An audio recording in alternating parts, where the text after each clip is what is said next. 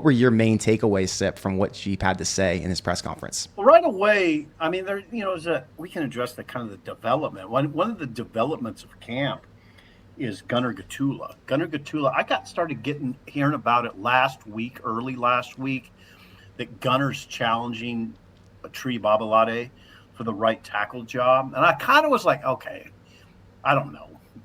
Got around, yeah, he is. And now today, Babalade's, I mean, Adam knows how this goes. It's a competition, and Babalade's hurt. I mean, he wasn't practicing today. It's a tough time for Tree, I'm sure. He was riding a bike on the sideline with his helmet on and full pads, but unable to go. And I guarantee it's uncomfortable, I would think, for him, because Gunner's breathing down his neck and has been for over a week. Maybe all camp for all I know, but I mean, I just sort of started getting wind of it. So you have a legit battle at right tackle right now. And it's interesting because it's interesting because Jeep said he brought in 3 starters out of the transfer portal. You know, that's what he said initially. It's not the case now. But to be fair, Jeep didn't know what he had already. I think when he made that comment, it's like, I went and got guys who can be starters. But you have Gunner, who's returning after being a starter last season. I think he got injured, which took him out of it, right? USC. He got hurt. He hurt his knee against USC. It was not an ACL. It was a meniscus cartilage thing. But yeah, USC, he missed the spring. So you're right, Connor. Jeep didn't probably know much about Gunner at all. And you had Tree in the same situation at South Carolina. He was a starter for multiple games, then didn't finish off the season. So you've got 2 guys with similar backgrounds last season who are competing for the same spot. I mean, I think Tree's a little bit taller, but outside of that, this is going to be a pretty interesting battle to watch. I think the more important thing is it's exciting to know Nebraska has depth. No matter what, either guy can win the job. You know the other guy is in line and position to play in a worst-case scenario. What were your thoughts on it, Adam? All offseason, I kind of felt like if there was a spot, and every spot should always be earned every offseason, that's just what I believe. But if there was a spot that was a little bit more open, I always thought it was the right tackle spot potentially. You feel good about Pritchett, you feel good about Black and Justin, and maybe Mubenga. No, he seems to be rock solid. Jeep Wade talked about that today. It was always kind of Babalade. Even going into the spring game, he was 358, and they wanted to get that down. Now he's down to 340. And in the back of my mind, I'm like, man, I feel like Gunner's a guy who's been starting on and off for a couple, 3 years. 16 starts, 850 snaps on a team that's rated the top 8 most experienced team in the country. He's one of the top 10 players on that team with the most experience. And I thought he was thrust into action early because of injuries as a freshman. He was. Obviously was trying to get better, not to the degree he wanted. He's missed a couple of springs too due to injury, so that hasn't helped. I always thought it would be interesting, with Gunner and with Tree, and here we are in camp, and it's a true battle. And Jeep Wade, this is about, I'm sure there's bigger compliments you could give an old lineman, but I can't think of one. Jeep said today, if it's 3rd and 1, you want to run behind Gunner.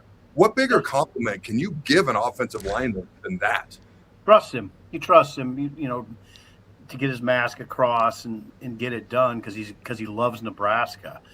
Yeah, Gunner's a good story because it's been a rocky ride for him. Adam's right. He got thrust in there too early, Connor.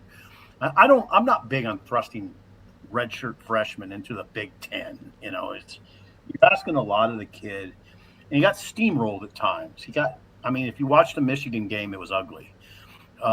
But see, here's the thing about football. That happens. And a lot to me about football is just being able to come back from that sort of thing. And Gunner's a great story. Persevered, and here he is. He didn't listen to all the talk of the starting 5 is set. I keep saying the same thing. He didn't get that memo. We all said the starting 5 set. This is great. It wasn't set. Well, I think there have been guys in the past who Nebraska fans see struggle early on in their career, and then they kind of just throw him out and say, he'll probably never get better. And this is kind of one of those redemption opportunities where, okay, he had a setback. He's coming back. Just because they brought in someone who's quote-unquote better than him into that room, he's not backing down, and Nebraska's going to have guys who can battle. Question for you, Adam. What do you think an appropriate number is? Jeep obviously said he wants 8 offensive linemen. What do you think on the offense and defensive line in terms of rotation? How many guys is it important to have who can play? So every offensive line coach I've ever talked to, even in the league, they always look for 8 guys. 8 guys. Yes. And sometimes guys can play multiple positions. Otherwise, you need 10. But guys can move around and whatnot, left guard, right guard. Some can play center, some can't. So 8 seems to be the number that's come up my entire career. I don't have a whole lot of experience sitting in offensive line rooms. I was a quarterback in high school, but that number has consistently come up over the years. Defensive line wise. So in a perfect world, barring no injuries, in a 4-man line, you'd love to have 8, okay?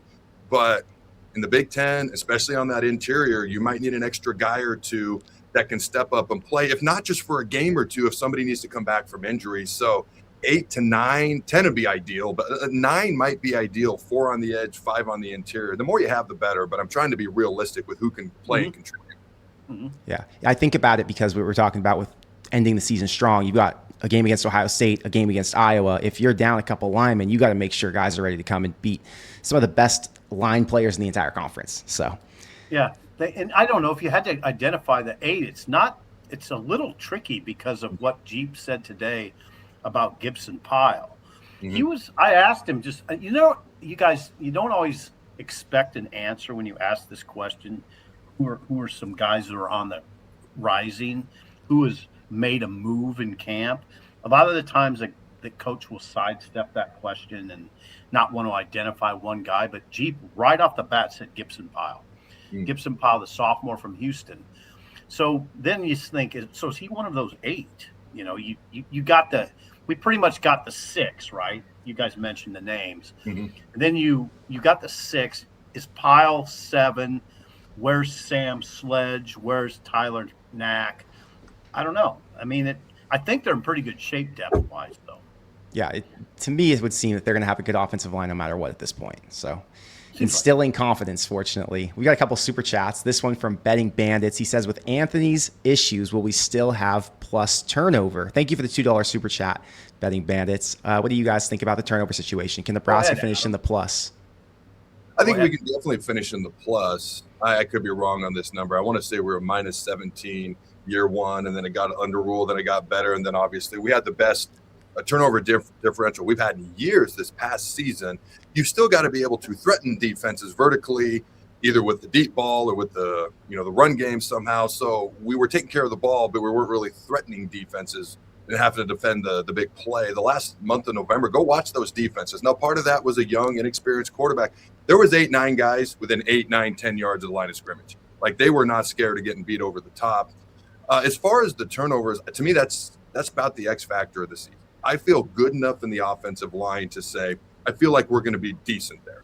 The defensive line and the turnovers on offense, those to me are the 2 big X factors and the biggest question marks. I even feel okay enough with the running backs that's not one of my top 2 questions. That'd probably be number 3. Turnovers on offense, defensive line. I'm not answering the question directly because I don't know. We got to force a few more turnovers defensively. We got to take care of the ball. If we ended up at 0, but we had a lot more big plays, like even turnover-wise, but big plays, I could live with that.